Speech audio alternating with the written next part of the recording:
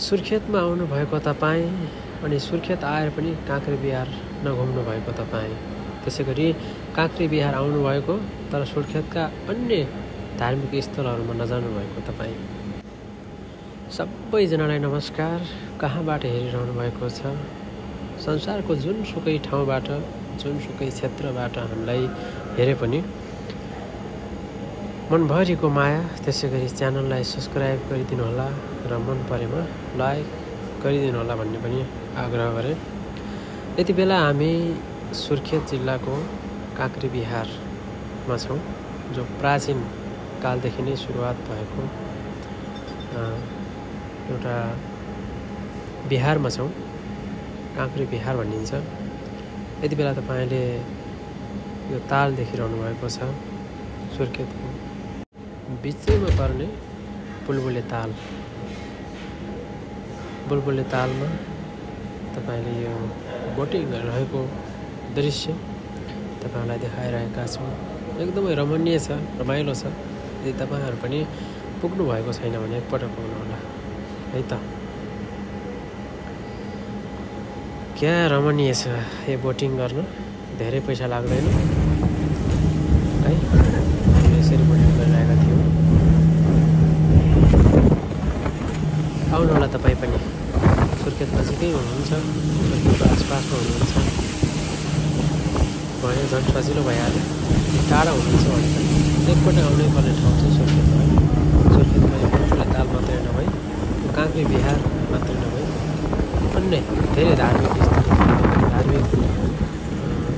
स्थलहरू छन् जहाँ घुमेर धर्म कर्म सँगसँगै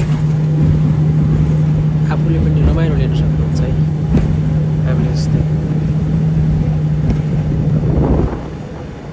कति कालो आएको छु, यति कालो चाहिँ म छैन है, क्यामेरा फोन नमिलेर मात्रै हो।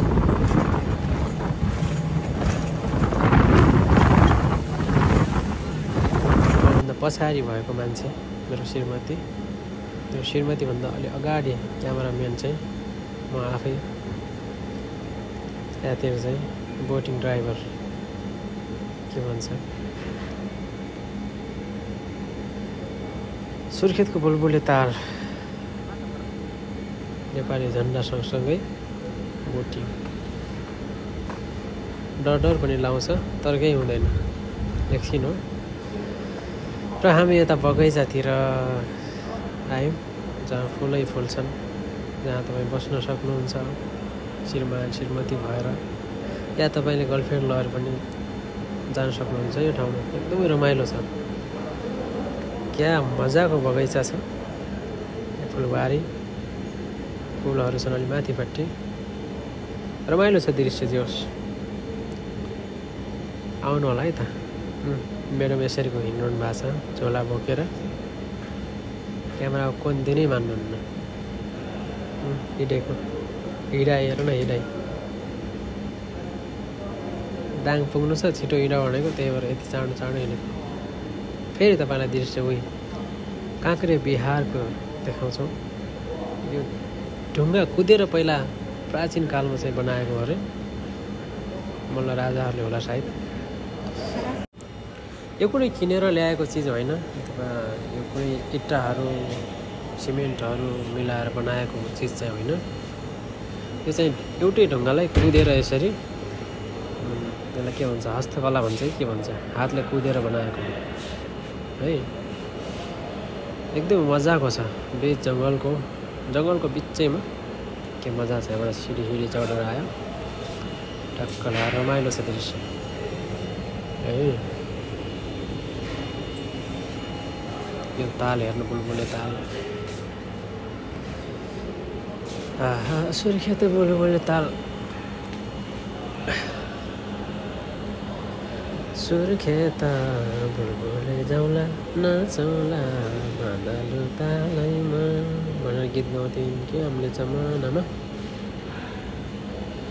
यो चाहिँ मेरो पहिलो पटक हो है सुर्खेत। हाम्रो दाङदेखि चाहिँ नजिकै भए पनि म चाहिँ पहिलो पटक जाने मेरो अवसर मिलेको।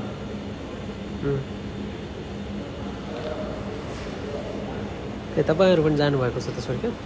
जानुभएको छ भने छ लेख्नु होला, जानुभएको छैन भने पनि जानु होला है त।